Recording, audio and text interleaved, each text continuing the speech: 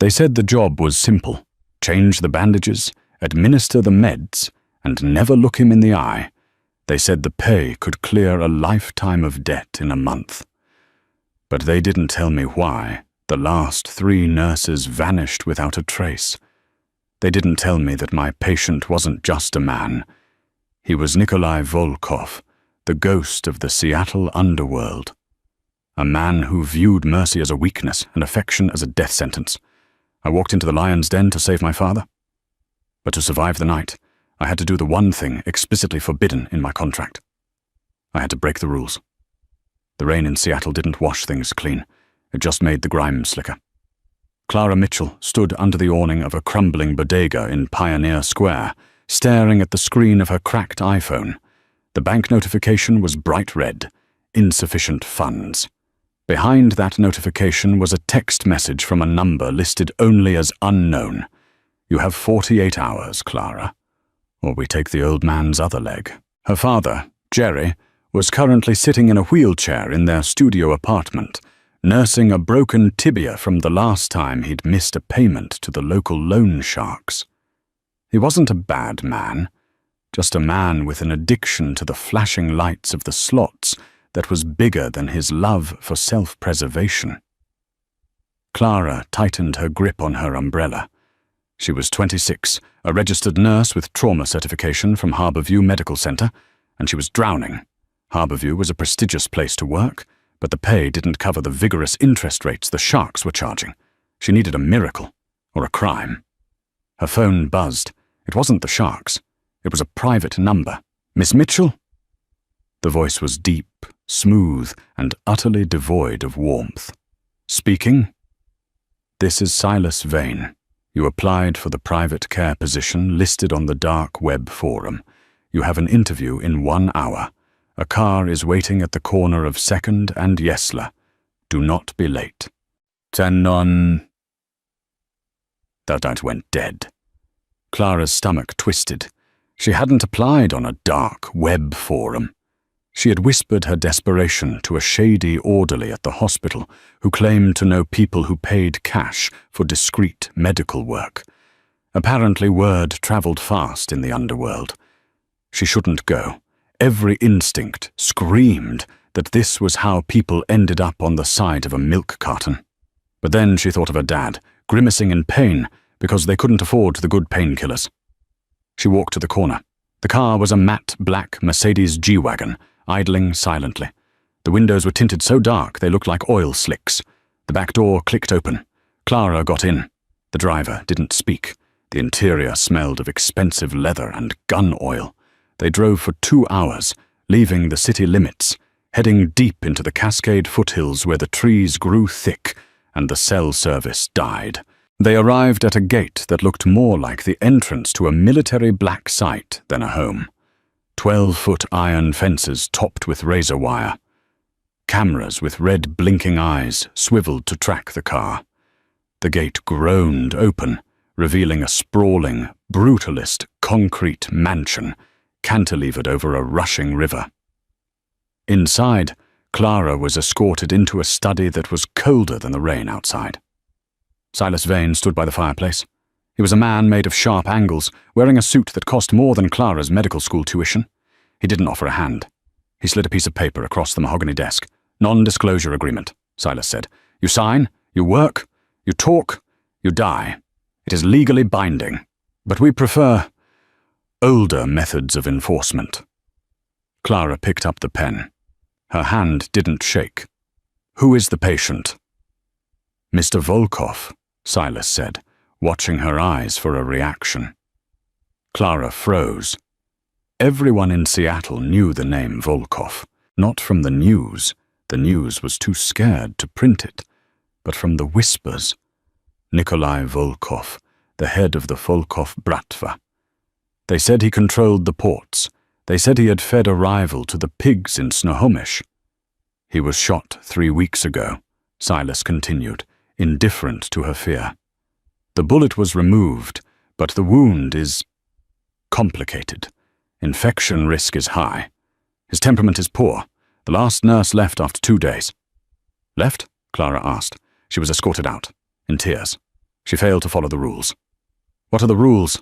Silas held up 3 fingers. 1. You administer medication and change dressings at 0800 and 2000 hours. No exceptions. 2. You do not speak to him unless it is a medical necessity. He is not your friend. He is not your patient. He is your employer. 3. Under no circumstances do you touch him without his explicit verbal permission, unless he is unconscious. Clara looked at the contract. The salary figure was staggering. $20,000 a week. Cash, 2 weeks. She just needed to last 2 weeks, and she could pay off her dad's debt entirely. I can handle difficult patients, Clara said, signing her name. Silas smirked, a cruel twisting of lips. Mr. Volkov isn't difficult, Miss Mitchell. He's rabid. The west wing of the estate was sealed off by a heavy oak door that required a biometric scan. Silas swiped his thumb, and the lock disengaged with a heavy thud. You are on your own from here, Silas said. The kitchen is stocked. Your room is the first on the left. His suite is at the end of the hall. He missed his morning dose of antibiotics. Fix it. Silas turned and left, the heavy door locking behind him. Clara was trapped. The hallway was dim, lit only by recessed floor lights. The air smelled of antiseptic and something metallic. Blood. It was quiet, the kind of silence that felt heavy, like the air before a thunderstorm. Clara went to her room first to drop her bag. It was luxurious but sterile, like a high-end hotel room. She changed into her scrubs, navy blue, practical. She clipped her hair back, checked her pockets for her pen light and stethoscope, and grabbed the medical tray Silas had left on the hall table. It contained a bag of vancomycin, a fresh IV kit, and wound dressing supplies. She walked to the end of the hall. The double doors to the master suite were ajar. Mr. Volkov, she called out softly. I'm Clara. I'm your new nurse. No answer.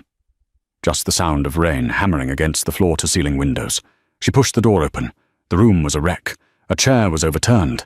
A vase of flowers lay shattered on the floor, the water soaking into an expensive Persian rug. In the center of the room was a massive king-sized bed, the sheets tangled. But the bed was empty. Clara scanned the room. Mr. Volkov. Movement in the corner. Shadow separating from shadow. He was sitting in a high-backed leather armchair facing the window, hidden in the gloom. All she could see was the silhouette of broad shoulders and the glow of a cigarette. Medical necessity, a voice rasped. It sounded like gravel grinding together. Get out. Clara stepped forward, her nursing instincts overriding her fear. Smoking is strictly forbidden with the antibiotics you're supposed to be taking. It constricts blood vessels and inhibits healing. The chair spun around violently. Clara gasped. Nikolai Volkov was terrifying. He was shirtless, his torso wrapped in bloody bandages that looked days old. He was huge, easily 6'4", with muscles that coiled tight under pale, scarred skin. But it was his face that held her. High cheekbones, a jaw cut from granite, and eyes that were the color of glacial ice. Cold, blue, and burning with fever. Dark stubble covered his jaw, and sweat slicked his forehead. He looked like a fallen angel who had crawled out of hell and was pissed about it. I didn't ask for a lecture, Nikolai growled, standing up. He swayed slightly. He was septic. She could tell just by looking at him. I asked for solitude. You have a fever, Clara said, her voice steady, despite her heart hammering against her ribs. She set the tray down on a side table. And you're bleeding through your dressing. If I don't clean that, you'll lose the tissue, maybe the whole arm. Let it rot, he spat. He took a drag of the cigarette, daring her to stop him. Clara looked at the shattered vase on the floor.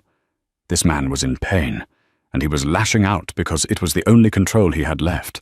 He was used to being the predator, and injury had made him feel like prey. I'm not going to let it rot, Clara said, moving closer. Sit down. Nikolai laughed, a dark, humorless sound. He took a step toward her, looming over her, using his size to intimidate. He smelled of tobacco, sweat, and raw masculinity. "Do you know who I am, little nurse?" "I know you're a patient with a resting heart rate of probably 110 and a temperature of 103, Clara fired back, tilting her chin up to look him in the eye. "And I know you're afraid." The room went deadly silent. Nikolai's eyes narrowed. "Afraid?" "Afraid of being weak," Clara clarified. "Now sit down, or I will sedate you, and I'm very good with a needle." For a second, she thought he was going to hit her. His hand twitched. The tension was a physical weight in the room. Then the adrenaline seemed to drain out of him. He stumbled, gripping the back of the chair. The fever was winning. "You have 5 minutes," he gritted out, sinking back into the leather chair. "If you hurt me, I break your fingers." "Deal," Clara whispered. She worked quickly. She knelt beside him, cutting away the soiled bandages.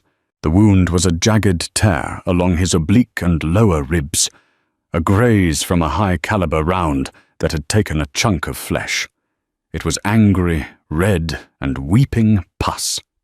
"This needs stitches redone," she murmured, focused on the task, "and a drain." "Just bandage it," he ordered through gritted teeth.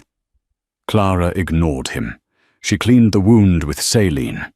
He flinched, his muscles turning to rock under her hands. "Breathe," she instructed softly.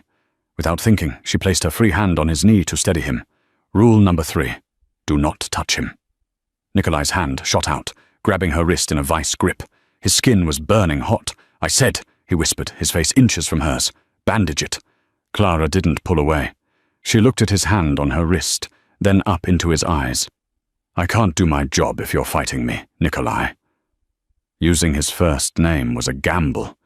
It was an intimacy he hadn't granted. His eyes widened slightly, surprised by her audacity. He stared at her, really looking at her for the first time. He saw the dark circles under her eyes, the fraying collar of her scrubs, the stubborn set of her jaw. She wasn't like the others. She wasn't shaking. Slowly he released her wrist. "Do it properly," he muttered, looking away out the window. "But if you linger, you're fired." Clara exhaled a breath she didn't know she was holding. She prepped the needle. She stitched him up, her movements precise and gentle. She set up the IV line for the antibiotics. When she was done, she checked his temperature, 102.8. "I need to check on you in 4 hours, she said, gathering the bloody waste. "Don't come back until morning," he rasped, closing his eyes. "I'll come back when the protocol dictates," Clara said firmly. She walked to the door. "Nurse," he called out just as she reached the threshold. She turned.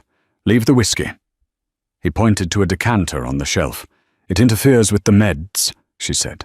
"Leave it." Clara hesitated. Then she walked over, grabbed the crystal decanter of whiskey, and walked out the door with it. "Hey!"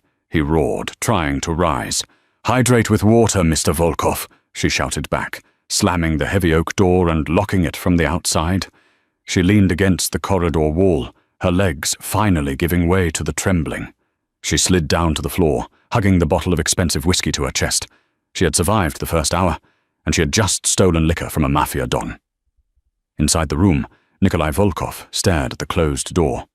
The pain in his side was a dull throb now, better than the sharp agony of before. He looked at his bandaged side. It was neat. Professional. He chuckled, a dry, rusty sound.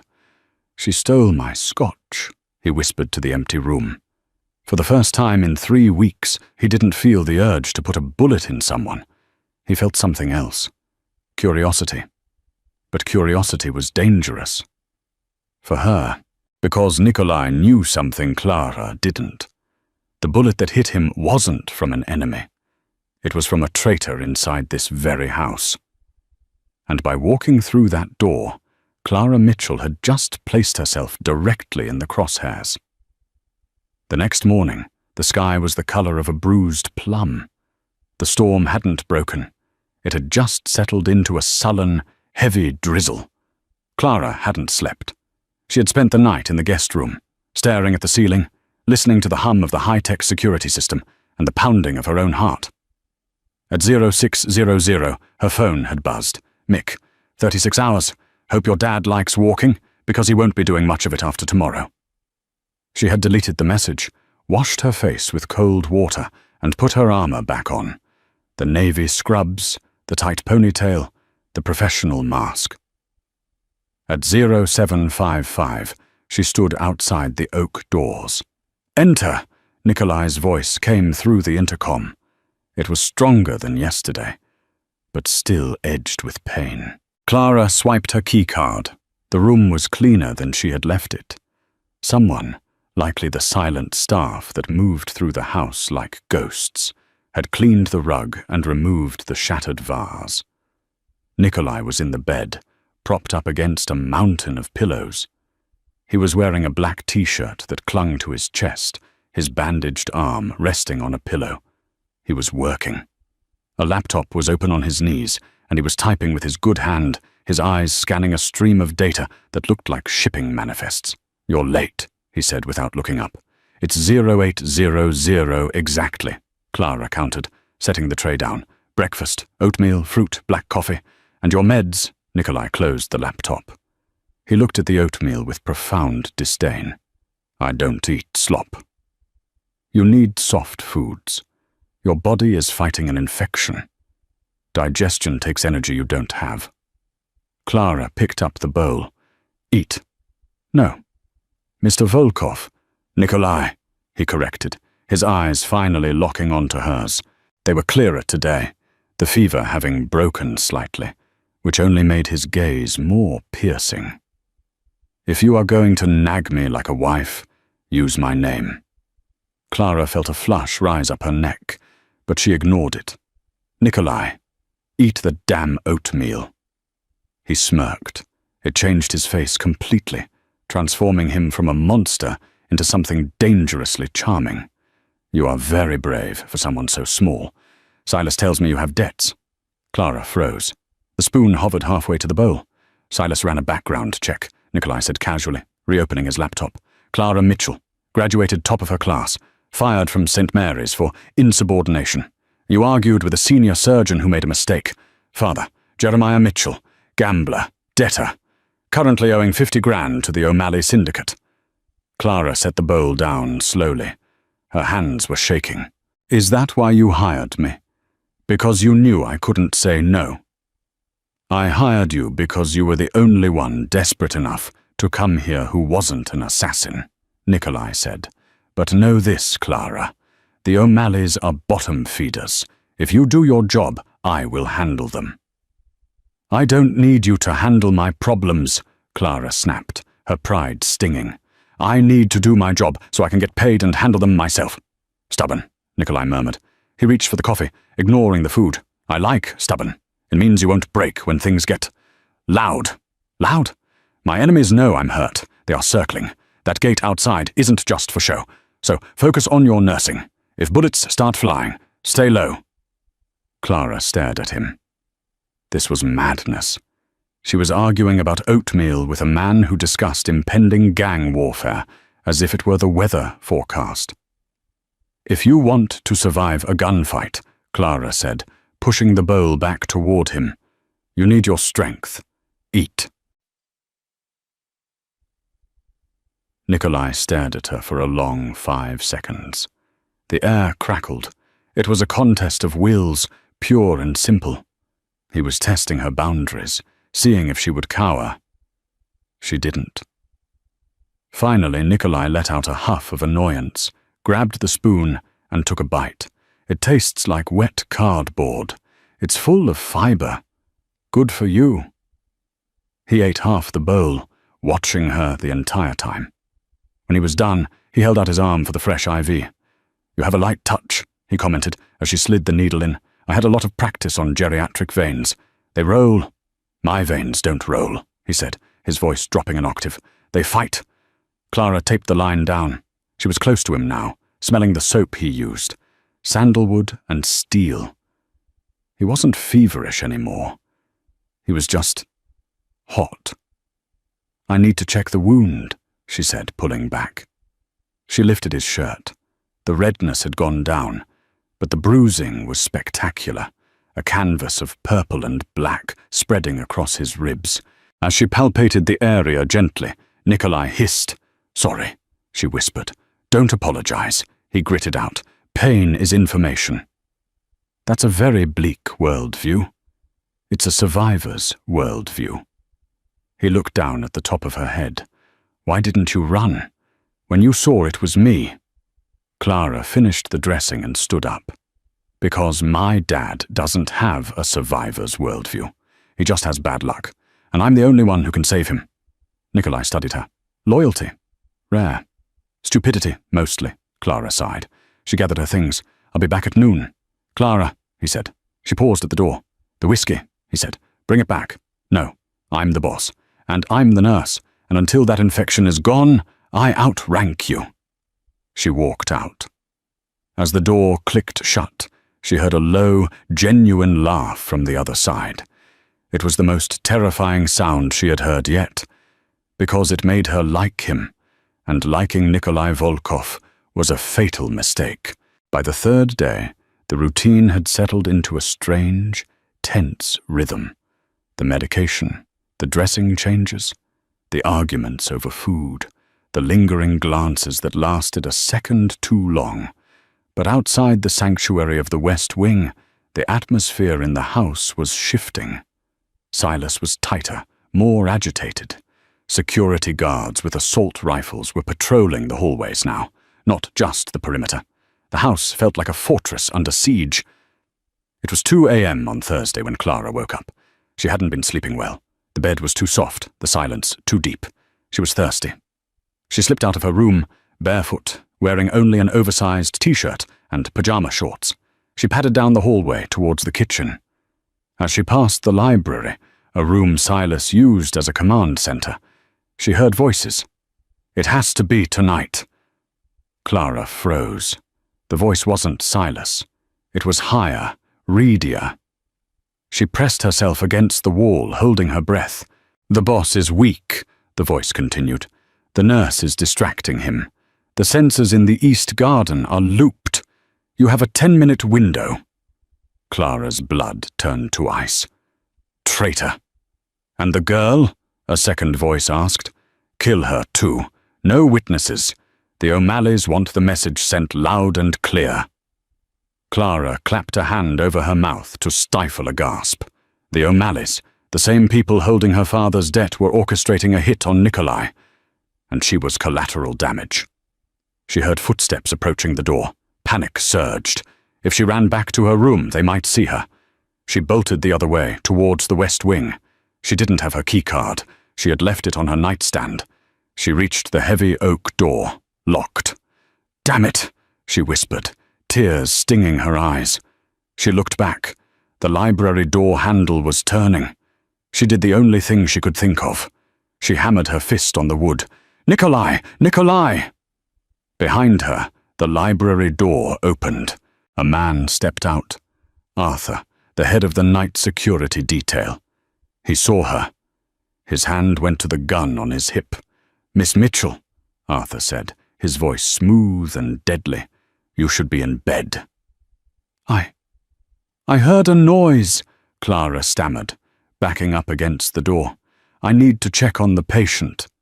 "The patient is fine," Arthur said, walking toward her slowly. "But you look distressed. Why don't you come with me?" He pulled the gun. A silencer was attached. Clara squeezed her eyes shut. "I'm sorry, Dad." Click, beep. The door behind her hissed open. A hand shot out, large, scarred, and incredibly fast. It grabbed Clara by the back of her shirt and yanked her backward into the darkness of the bedroom. Clara stumbled, falling onto the hard floor. Nikolai stood in the doorway, wearing nothing but grey sweatpants. In his hand was a Sig Sauer P-226.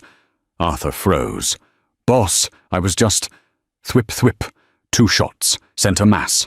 Arthur dropped to the floor without a sound, his eyes wide with shock. Nikolai hit a button on the wall, and the heavy door slammed shut and locked with a series of metallic clanks that sounded like a vault ceiling. He turned to Clara. He wasn't the charming rogue from the morning. He was the devil, His eyes were black, his breathing heavy. The exertion had torn his stitches. Fresh blood was blooming on the white bandage around his ribs. "Up!" he ordered. Clara scrambled to her feet, shaking so hard her teeth rattled. He was going to— "He was the leak," Nikolai said calmly, engaging the safety on his gun. "I suspected him. I just needed him to make a move." He looked at her, his gaze sweeping over her trembling form, her bare legs, the terror in her eyes. He stepped closer. "Are you hurt?" "No," she squeaked. "Good." He winced, grabbing his side. He swayed. "Nikolai!" Clara rushed forward, catching him as he buckled. He was heavy, dead weight, but she managed to guide him to the edge of the bed.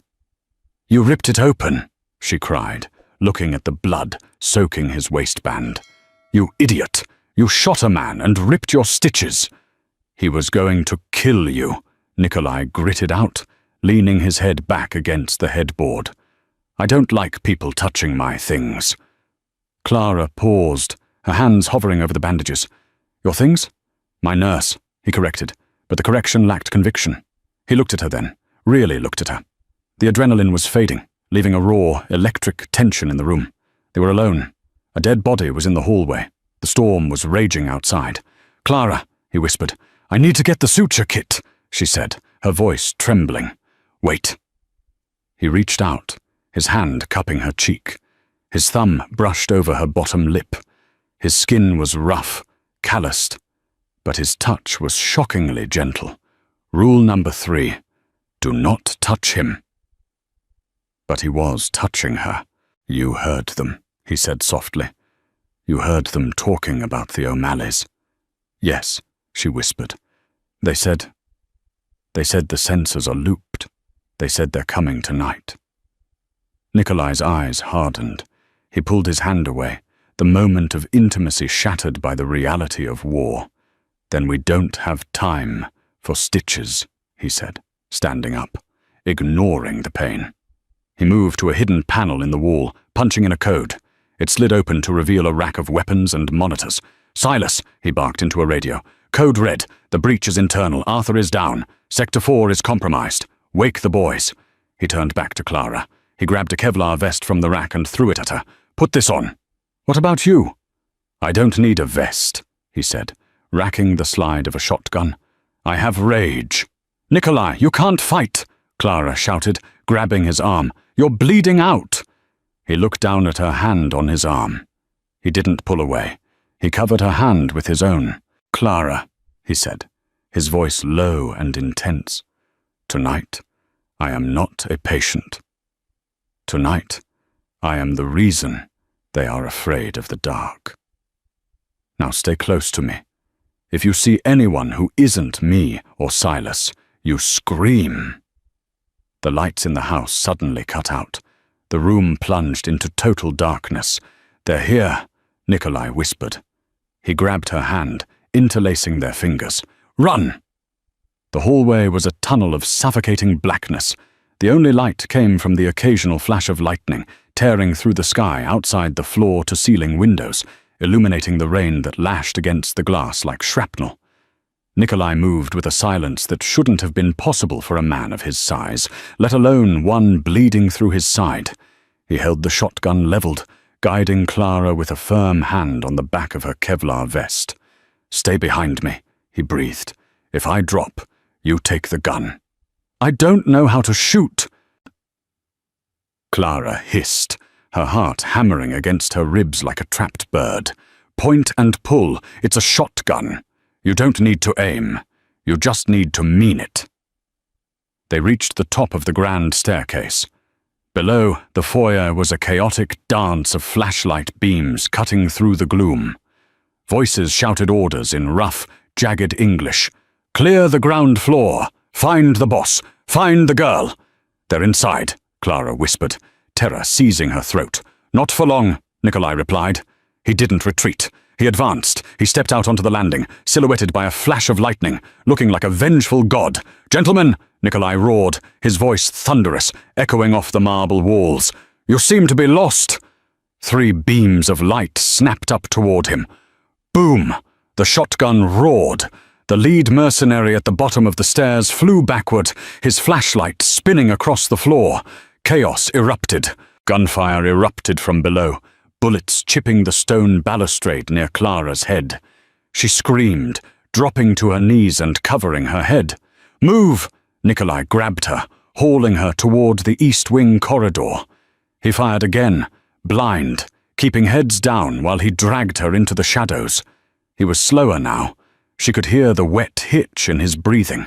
The physical toll was catching up. "Kitchen!" he gritted out. "Service elevator, to the garage!" They ran. Clara could hear boots pounding on the stairs behind them. They were being hunted. They burst into the industrial kitchen.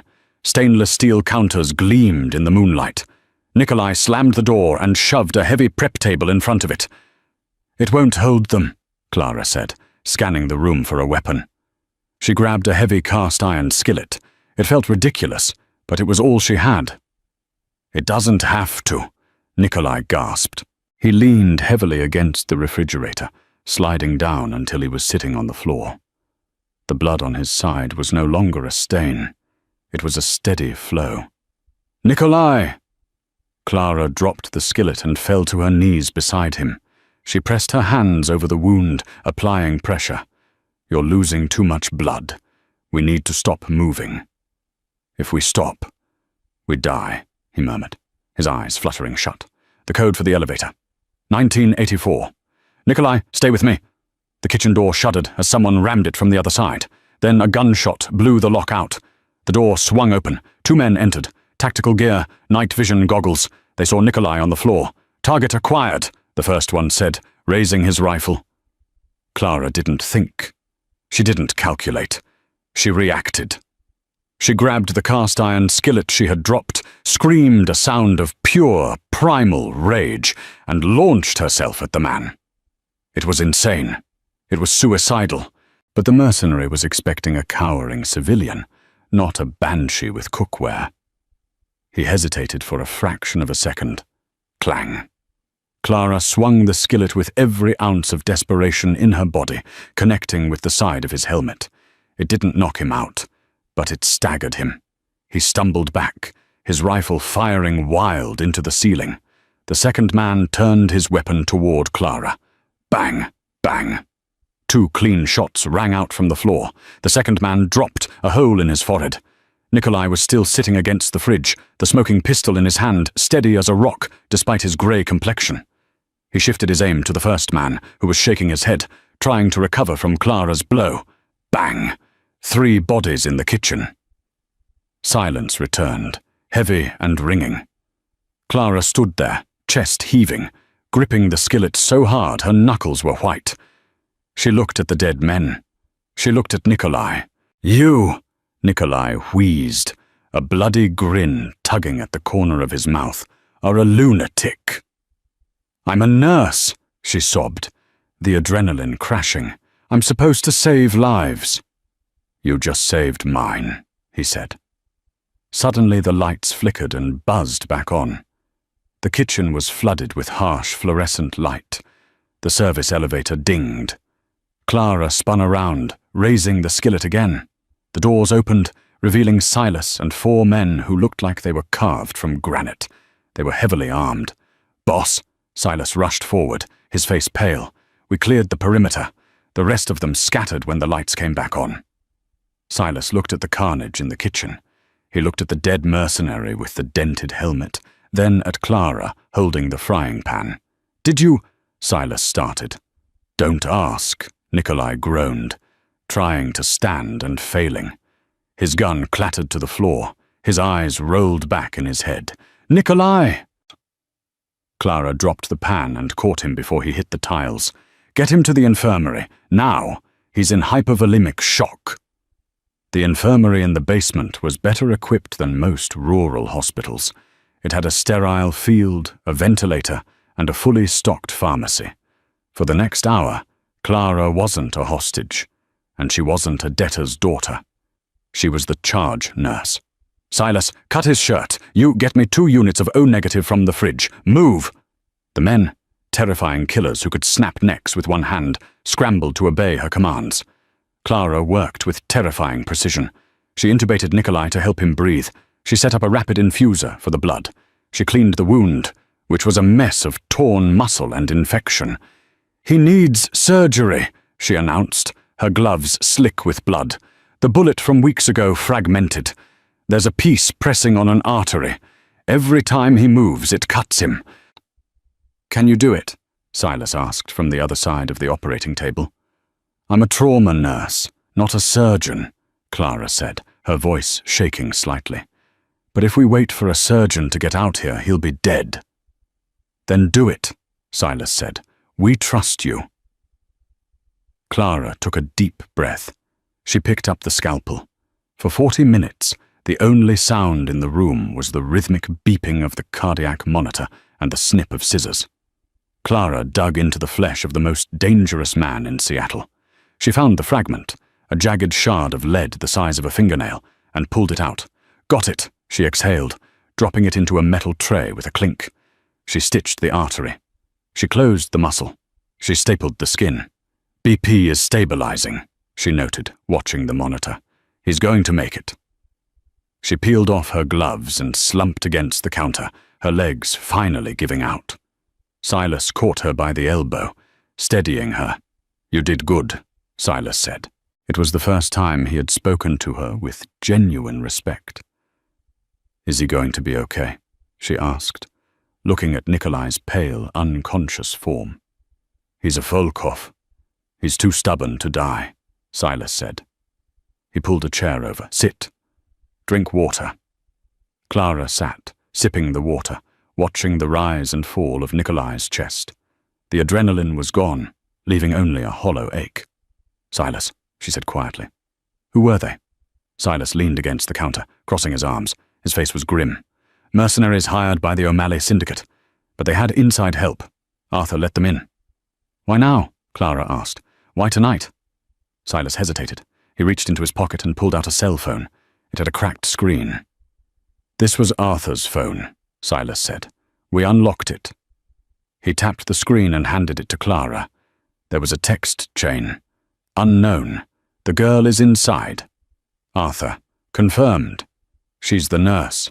Unknown. Good." Her father squealed, told us exactly where she went.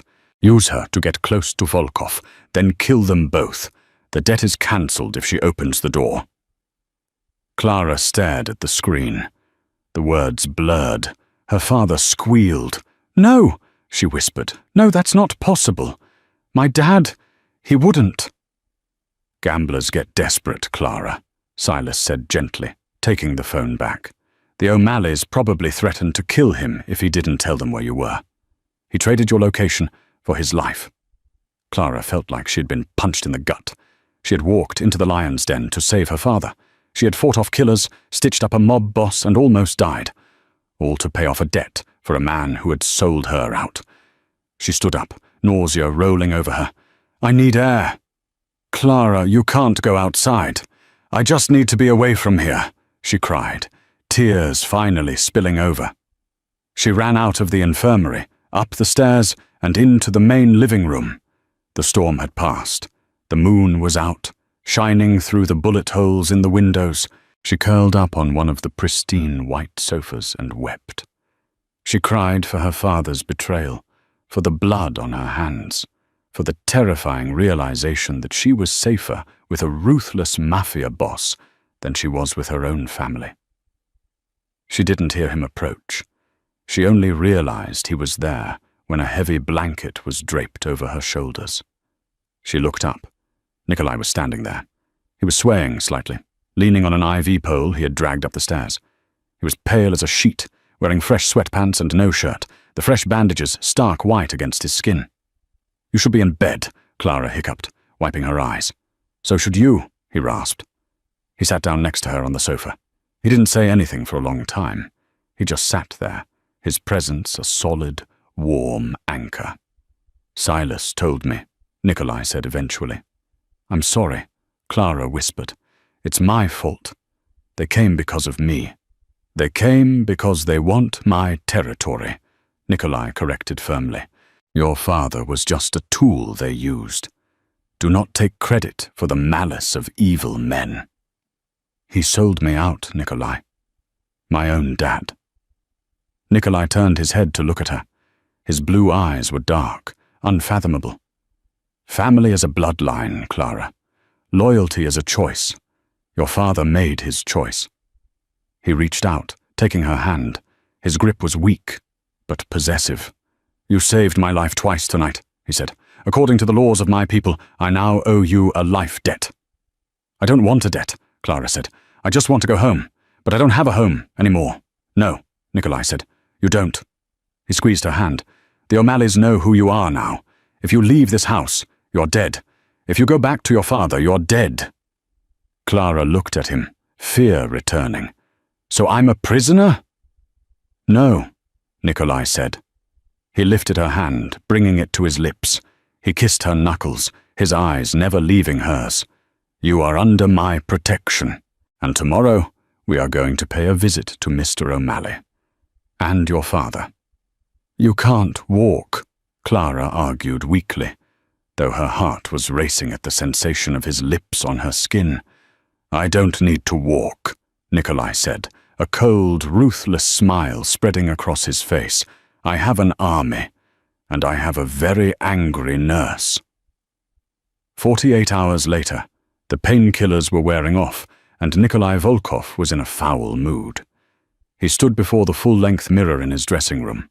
The custom-tailored Italian suit hid the bulk of the bandages around his ribs, but it couldn't hide the stiffness in his movement or the dangerous pallor of his skin. Clara stood behind him, her arms crossed, wearing a black dress Silas had procured for her. It was simple, elegant, and far removed from the scrubs she had arrived in.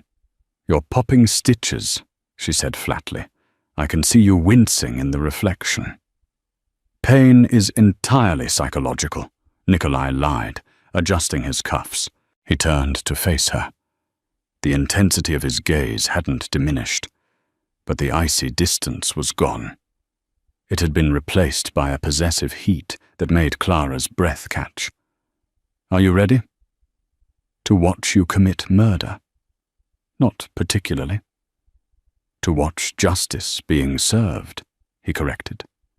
He walked over to her, invading her space, until she had to tilt her head back to look at him. He reached into his jacket pocket and pulled out a small, velvet box. He opened it. Inside was a platinum ring with a solitaire diamond so large it looked heavy. Clara stared at it. What is that? A lie, Nikolai said. He pulled it from the box and took her left hand.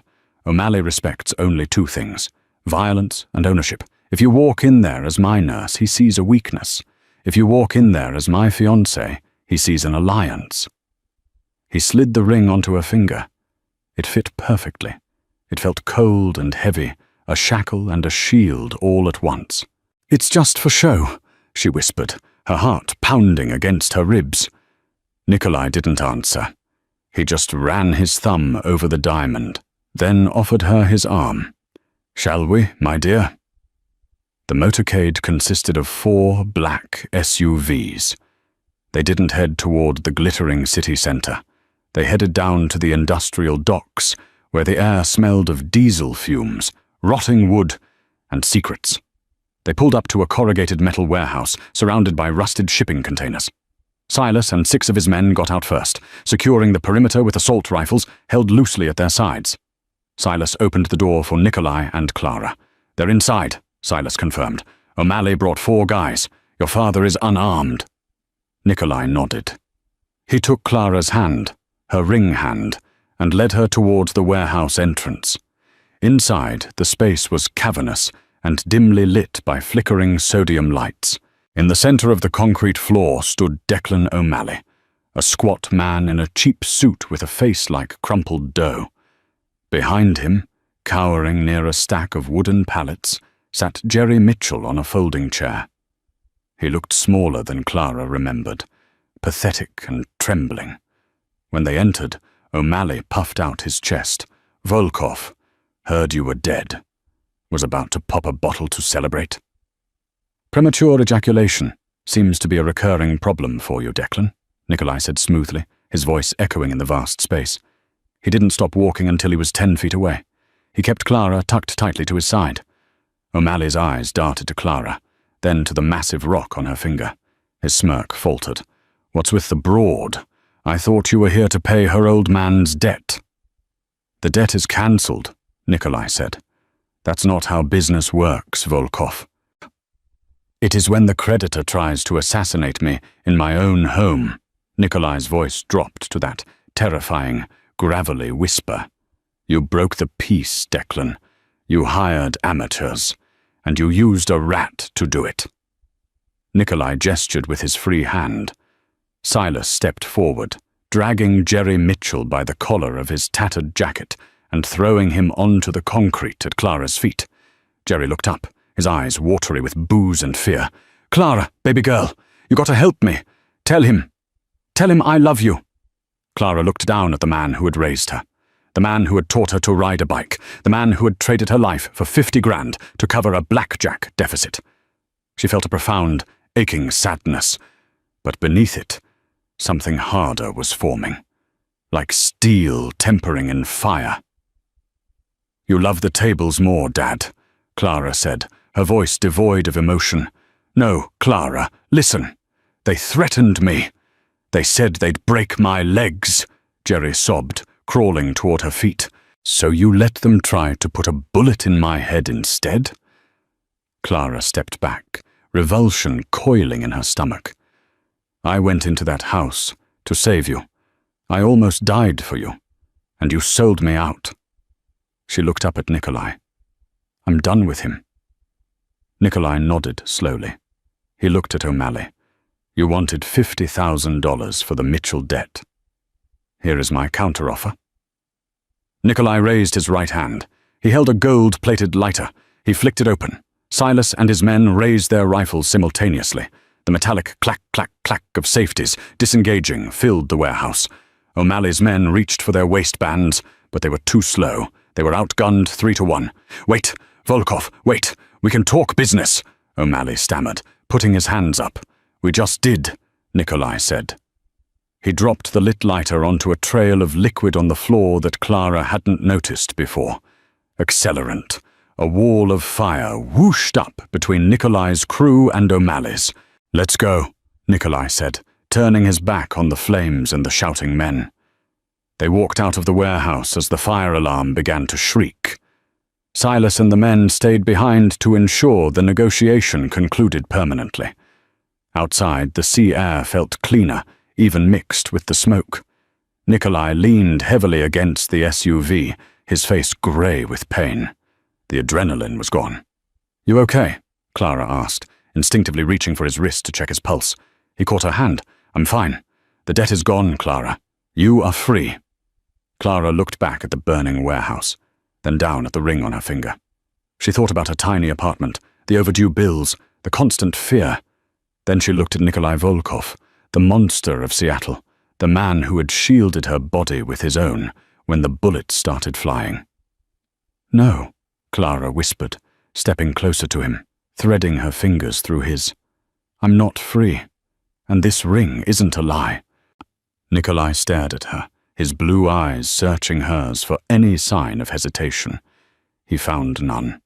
"You break all the rules, little nurse," he murmured. "Only the ones that don't matter." He pulled her in, his arm going around her waist, ignoring the protest of his own torn flesh. He kissed her, hard and deep, right there on the docks under the watchful gaze of his army. It tasted of smoke, danger, and a future that was terrifyingly bright. She had walked into the lion's den a victim. She was walking out a queen, and God help anyone who tried to touch what was hers. And that is the story of how Clara Mitchell went from drowning in debt to ruling the Seattle underworld beside the man everyone feared. It's a twisted tale that proves loyalty isn't about bloodlines, it's about who is willing to bleed for you. And sometimes the safest place to be is in the arms of the most dangerous man in the room. If you enjoyed this dark, twisty mafia romance, please smash that like button. It really helps the channel grow. Leave a comment down below. Do you think Clara made the right choice in the end? And don't forget to subscribe and ring the notification bell so you never miss another story. Thanks for watching.